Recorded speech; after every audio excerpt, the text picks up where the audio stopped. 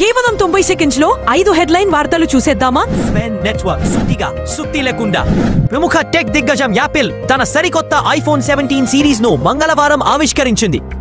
ఎప్పటిలాగా అద్భుతమైన ఫీచర్లతో 4 కొత్త మోడళ్లను మార్కెట్లోకి తీసుకువచ్చింది.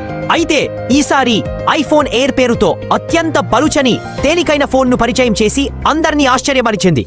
కాగా iPhone pro max 2TB variant ధర భారత్లో 2,30,000కు లభించనుంది. భారత్ అమెరికా మధ్య నిలిచిన వాణిజ్య చర్చలు మళ్లీ పట్టాలెక్కనున్నాయి. ఇరు దేశాల మధ్య వాణిజ్య అవరోధాలు తొలగించేందుకు చర్చలు పునఃప్రారంభించనున్నట్లు అమెరికా అధ్యక్షుడు ట్రంప్ ప్రకటించారు. ఇవి ఇరు దేశాలకు ప్రయోజనకరంగా ఉంటాయని ఆశాభావం వ్యక్తం చేశారు. నేపాల్లో నిరసనలు హింసాత్మకంగా మారాయి.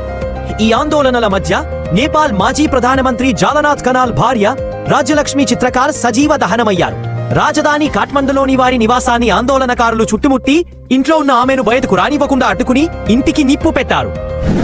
ఆడిటింగ్ కోసం వచ్చానని నమ్మించి సిబ్బంది కళ్లుగప్పి 2.5 కోట్ల విలువైన బంగారంతో ఉడాయించాడో కేటుగాడు. సినిమాను కలపించే ఈ భారీ మోసం ఏలూరు జిల్లా చింతలకూడిలో వెలుగు చూసింది. ప్రధాన కార్యాలయం నుంచి ఆడిటర్ గా వచ్చానన్న వ్యక్తి చేసిన ఈ పని స్థానికంగా తీవ్ర కలకలం రేపింది. సుత్తి కొట్టకుండా నిజమైన వార్తలను తెలుసుకోవడం ప్రతి భారతీయుడి హక్కు. సూటిగా చెప్పే మా స్వెన్ నెట్వర్క్ వార్తలు మీకు నచ్చినట్టు అయితే ఈ వీడియోను లైక్ చేయండి.